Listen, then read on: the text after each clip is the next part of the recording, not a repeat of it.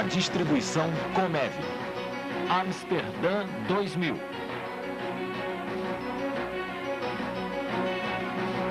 Com o Dr. Billy King. Motivos para o evangelismo.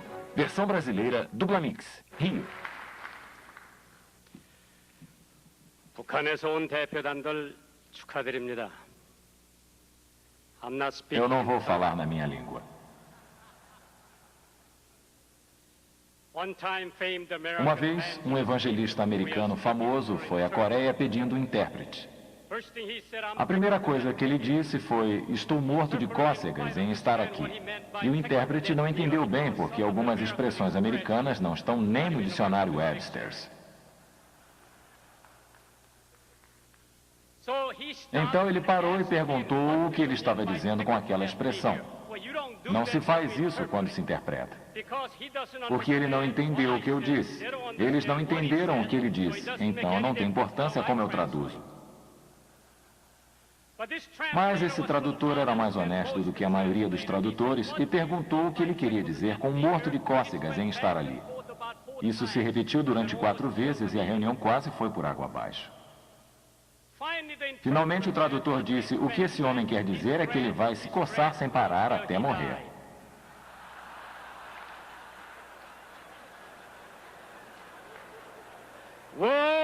Se eu não pregar o evangelho, podem me vaiar.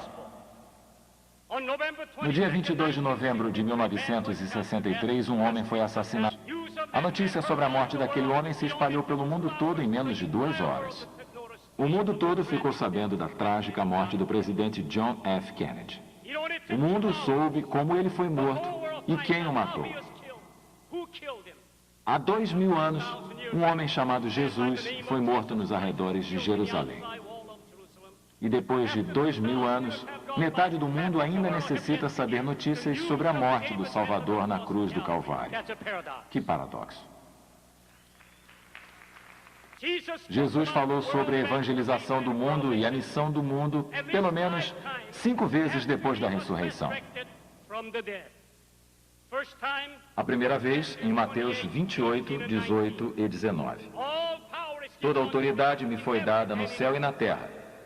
Ide, portanto, fazei discípulos de todas as nações, batizando-os em nome do Pai, do Filho e do Espírito Santo.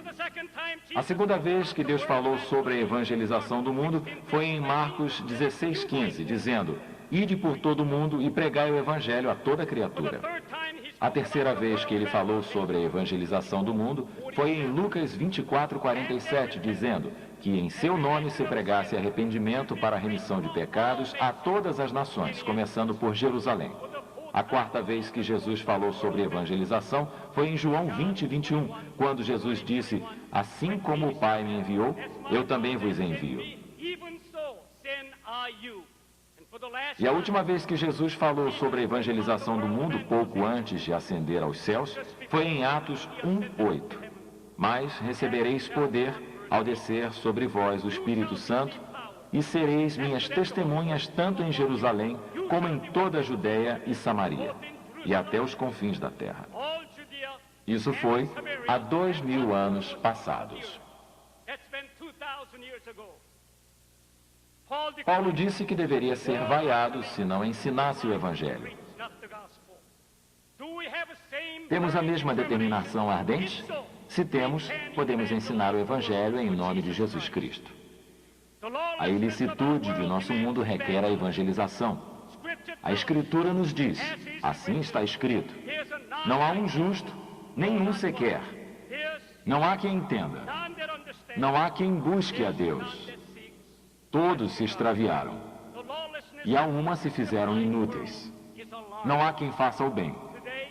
Não há nenhum sequer. A falta de leis do mundo civilizado é alarmante. Hoje em dia, milhares matam milhares de pessoas e milhões são gastos para procurá-los, julgá-los e encarcerá-los. Assassinatos e bombardeios mutilam nossos líderes, nossos jovens e nossas crianças inocentes. Mais de 70% de nossos adolescentes coreanos pensaram em tirar suas próprias vidas.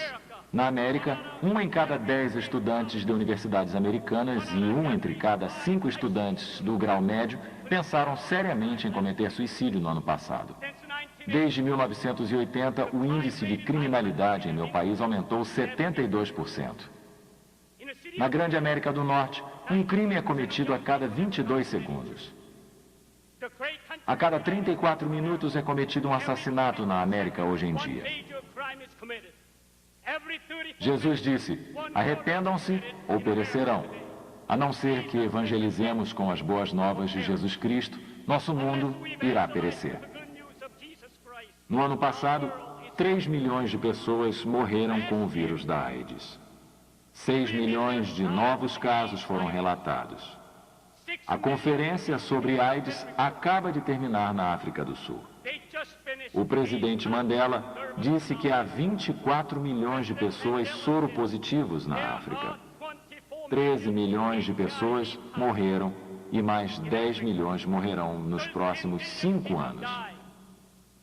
12 milhões de crianças africanas ficaram órfãos pela AIDS. As Nações Unidas não conseguem acabar com a ilicitude que existe em nosso mundo. A educação não consegue acabar com ela. Nem todos os exércitos do mundo conseguem acabar com a falta de leis em nossa sociedade.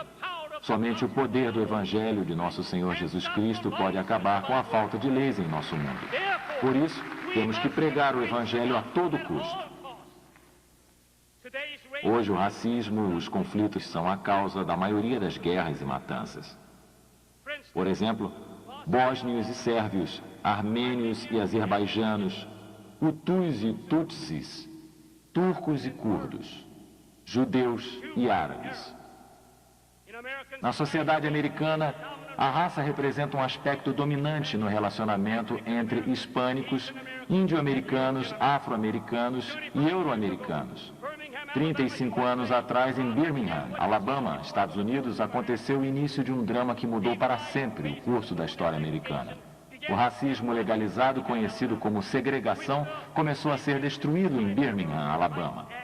Com o Ato dos Direitos Civis de 1965, o povo americano declarou que a segregação pela cor da pele era um erro. Foi um pastor batista, Martin Luther King Jr., quem atormentou a consciência dos Estados Unidos e deu ao país um sonho. Ele disse: eu tenho um sonho, que meus 4 filhos irão um dia viver numa nação onde não serão julgados pela cor da sua pele, mas pelo conteúdo do seu caráter. Ele disse: eu tenho um sonho que um dia, bem aqui no Alabama, criancinhas negras poderão dar as mãos a criancinhas brancas e andar juntas como irmãos. A única coisa que pode tornar isso possível é a pregação do Evangelho e o amor do nosso Senhor Jesus Cristo. Sim, a ilicitude demanda evangelismo em nosso mundo. Em segundo lugar, a falta de leis na humanidade demanda o evangelismo. A Escritura nos diz: não há um justo, nenhum sequer, porque todos pecaram e destituídos estão da glória de Deus. Portanto, como por um homem entrou o pecado no mundo, e pelo pecado a morte, assim também a morte passou a todos os homens, por isso que todos pecaram. Nosso motivo para o evangelismo é a perdição de uma pessoa sem fé em Jesus Cristo. Não podemos evangelizar direito enquanto não acreditarmos que uma pessoa sem Cristo está perdida e arruinada, sem esperança neste mundo ou no que virá. J. Wilbur Chapman disse que um homem é um evangelista que percebe que os homens estão sem Cristo e que o Evangelho é o único caminho para a salvação. Perguntaram a Charles Spurgeon se os pagãos seriam salvos se o povo cristão não pregasse o Evangelho para eles. Sua resposta foi: a pergunta é: seremos salvos se não pregarmos o Evangelho para eles? Os perdidos desse mundo estão aumentando em número 10 vezes mais rapidamente do que o crescimento das igrejas. Jesus disse: porque o Filho do Homem veio buscar e salvar o que se havia perdido. Um pastor disse que nunca soube o que significava uma pessoa estar perdida até que uma garotinha se perdeu numa cidade onde ele pastoreava. Essa criança e seu irmãozinho foram para o campo olhar as vacas, mas eles não conseguiram encontrar as vacas. Quando começou a escurecer, Eles começaram a discutir sobre qual o caminho para casa. Nenhum dos dois cedeu. Cada um, então, foi para casa seguindo seu próprio caminho. Quando o garotinho chegou em casa, um pouco depois do cair da noite, a mãe perguntou: "Filho, onde está sua irmã?" Ela disse que eu estava perdido e que não viria para casa comigo. Ela foi pelo outro lado. Todos temeram que ao anoitecer, feras selvagens fossem devorar aquela criança.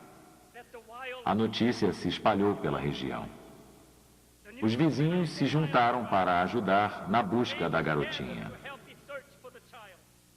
As mulheres oraram com a mãe enquanto os homens foram procurar na floresta.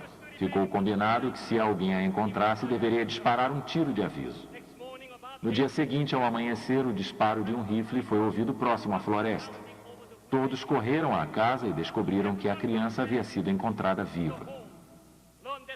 O pregador disse que os homens todos se abraçaram e choraram de alegria. Ninguém foi trabalhar naquele dia. Os arados ficaram parados. As lojas não abriram.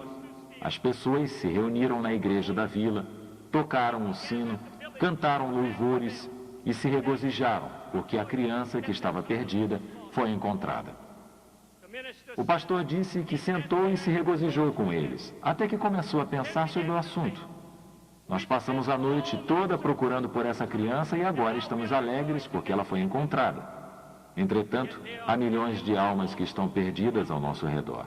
E nós não passamos nenhuma noite sem dormir orando por essas almas perdidas. Que Deus nos perdoe por não estarmos suficientemente preocupados com a perdição das almas. Todos os homens sem Cristo estão perdidos porque, como pela desobediência de um só homem, muitos foram feitos pecadores, assim, pela desobediência de um, muitos serão feitos justos.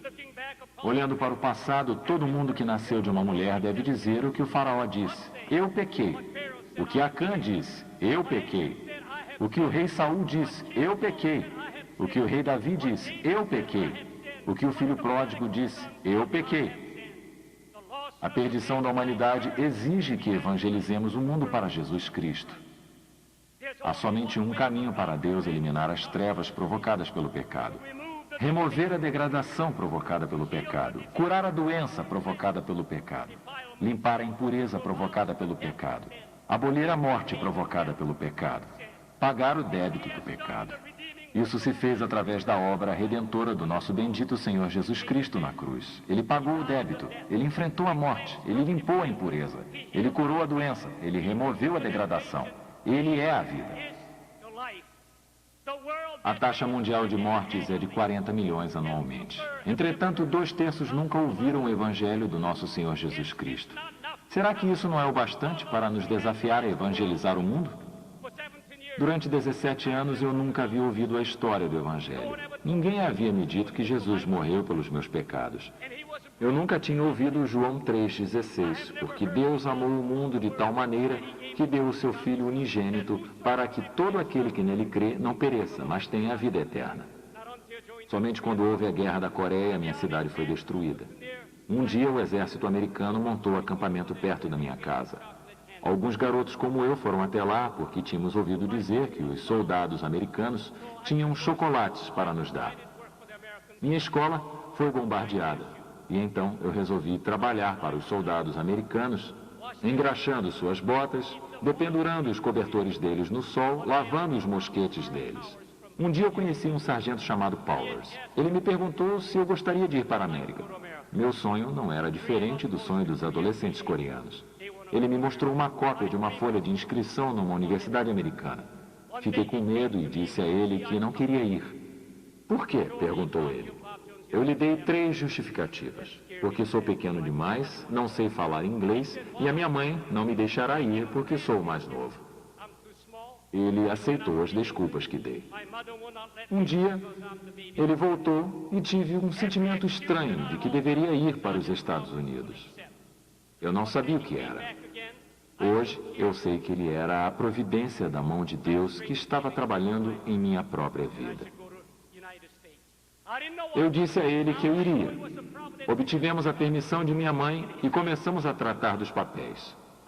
Era quase impossível que um menino coreano saísse do país durante a Guerra da Coreia porque havia um decreto dizendo que todo homem e todo menino precisava servir o exército antes que pudesse sair do país. Eu tinha somente 16 anos. Finalmente, obtive meu passaporte e meu visto. O sargento Powers pagara minha passagem até São Francisco. Ele me deu $100 e eu tinha $30 de poupança. Ele descartara 5 remoções para conseguir meus papéis. A mãe dele lhe escrevia toda semana dizendo para ele voltar, porque poderia ser morto. Mas ele estava determinado a conseguir minha permissão de embarque.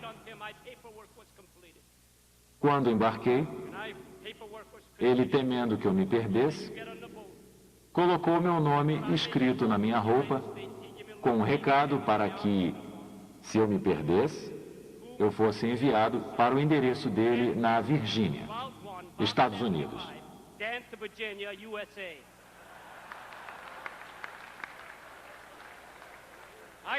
Eu embarquei e 2 semanas depois cheguei a São Francisco. 2 dias antes do Natal. Com todos aqueles anúncios em neon e as decorações de Natal, achei que estava na porta do paraíso. Um tenente amigo do sargento Powers foi me receber e fiquei na casa dele durante 3 semanas. Eu estava ansioso em ir para o leste, para a escola. A família Powers estava pronta para me receber. Então, o tenente Jaime me levou até a rodoviária. O atendente da estação perguntou se eu sabia falar inglês. O tenente disse que eu não sabia. Eu achava que falava bem, mas o inglês que havia aprendido com os soldados eram palavrões. Então, o tenente estava certo ao dizer que eu não conhecia a língua inglesa. E o rapaz da estação disse que não poderia me vender a passagem porque eu teria que fazer baldeação. E se eu me perdesse, a companhia seria responsabilizada e, se processada, poderia vir a perder muito dinheiro. Fomos até a estação de trem e lá aconteceu a mesma coisa. Então o tenente Jaime me levou para casa e me perguntou quanto dinheiro eu tinha.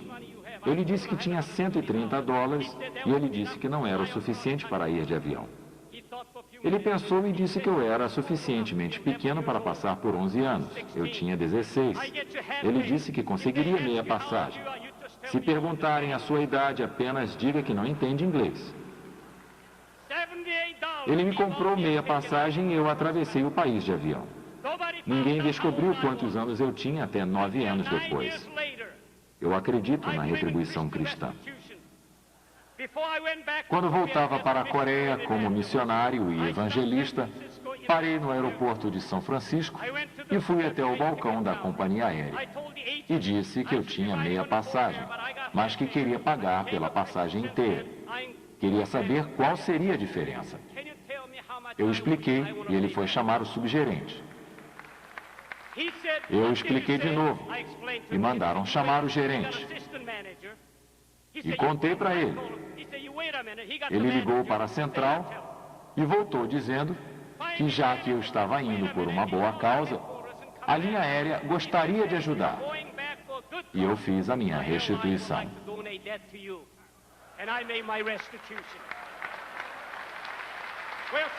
O sargento Powers me levou para a Carolina do Sul. Fomos até o registro da escola. Eles pediram para ver o meu histórico escolar. A melhor coisa que aconteceu na Guerra da Coreia. Minha escola foi bombardeada e os meus registros foram queimados. Não tinha histórico.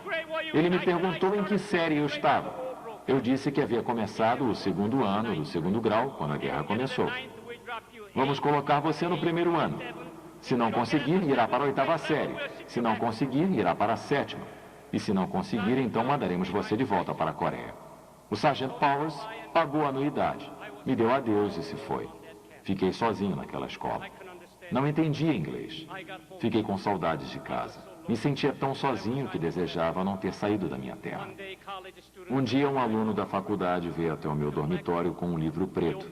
Ele abriu em João 3,16. Porque Deus amou ao mundo de tal maneira que deu o seu Filho unigênito para que todo o que nele crê não pereça, mas tenha vida eterna. Ele me perguntou se eu gostaria de receber Cristo como meu Salvador. Perguntei se ele iria acabar com a minha saudade e minha solidão. Ele disse que ele não apenas acabaria com a minha saudade e minha solidão, como me daria paz, felicidade e uma finalidade na vida. Eu disse que gostaria de receber Cristo como meu Salvador. Ele disse para nos ajoelharmos ao lado da cama e orarmos. Ele me pediu para orar. Eu nunca havia orado na vida e não sabia orar. Ele perguntou se eu podia tentar orar em coreano. E eu assenti.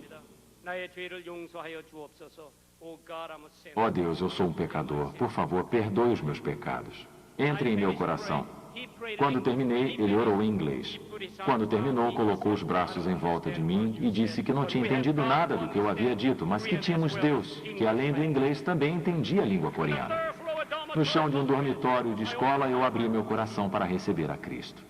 Naquele verão, eu voltei para a Virgínia, para a casa do Sargento Powers. Depois de terminarmos de cortar a grama, nos sentamos na soleira. Eu lhe contei que algo maravilhoso havia me acontecido, que eu havia recebido Cristo como meu Salvador. Lágrimas começaram a rolar pelo seu rosto. Eu disse que jamais confiara em Cristo e que havia recebido Cristo como Salvador. Naquela mesma tarde, o Sargento Powers recebeu Cristo como Salvador.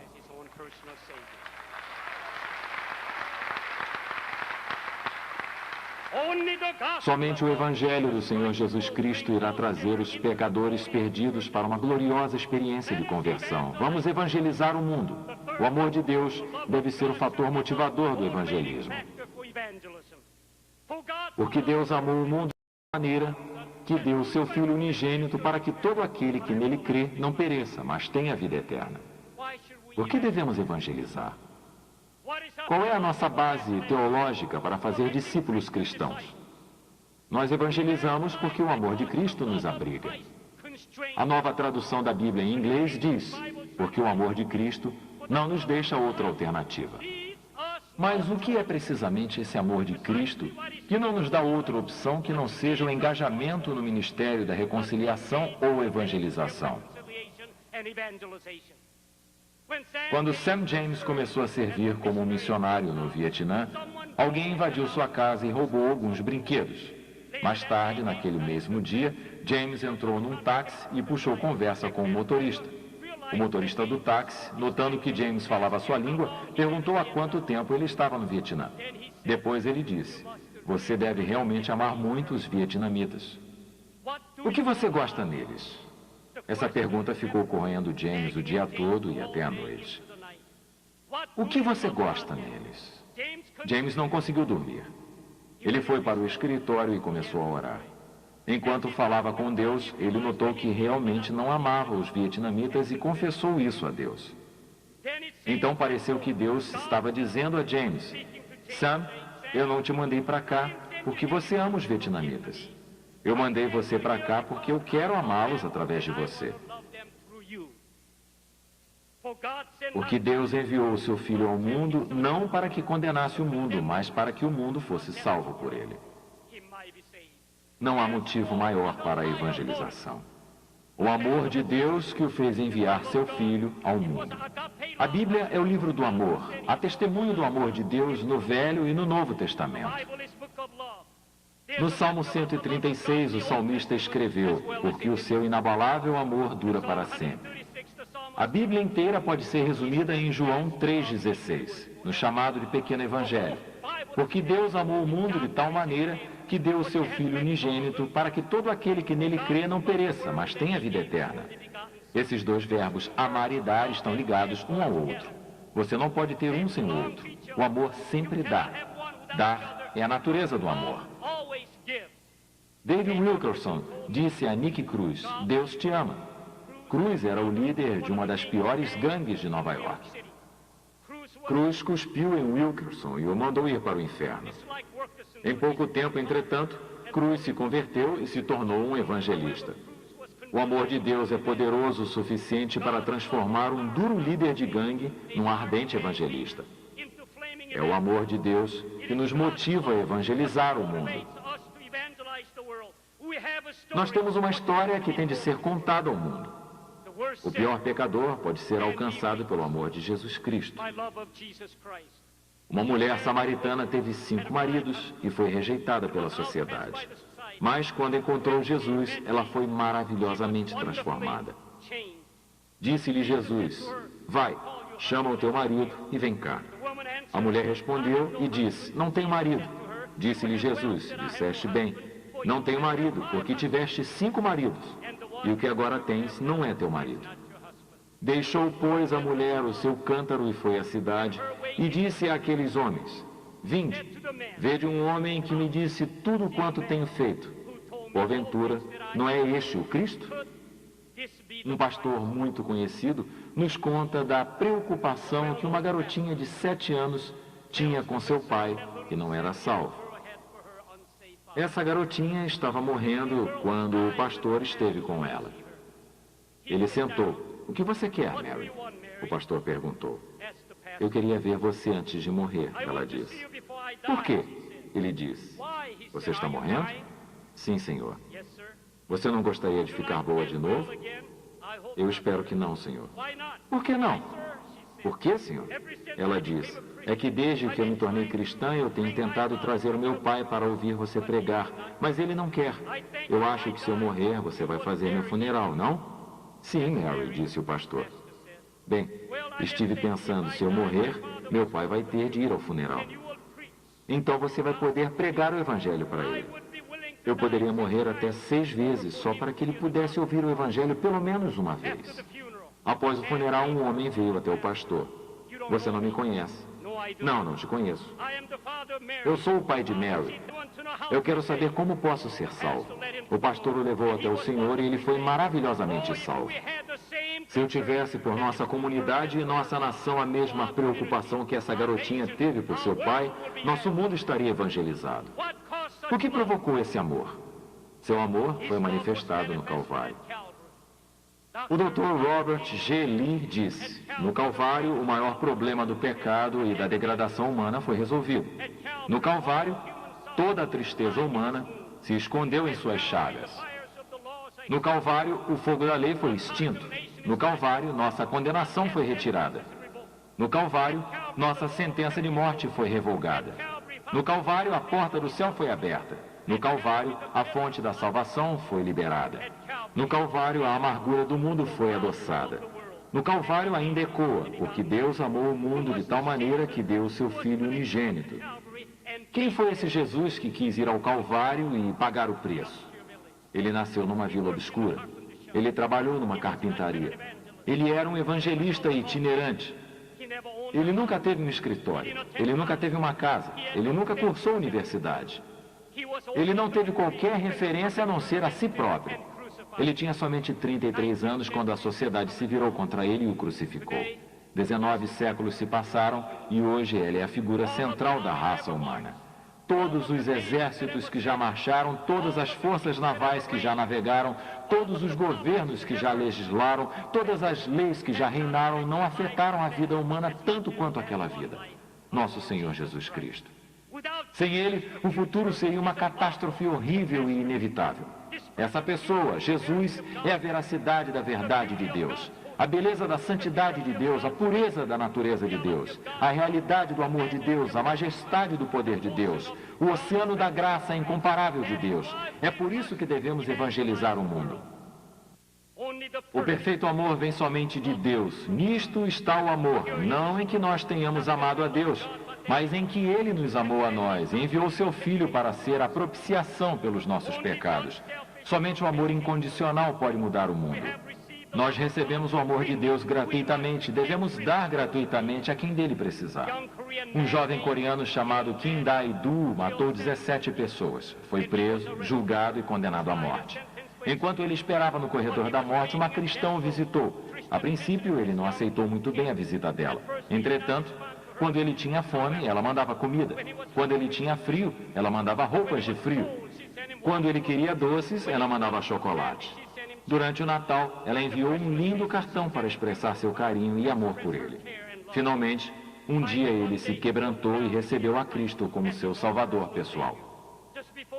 Pouco antes dele ir para o patíbulo para ser enforcado, ele escreveu 11 cartas para essa moça cristã, deixando claro que acreditava que Deus o havia perdoado e que ele havia recebido a Jesus como seu salvador pessoal.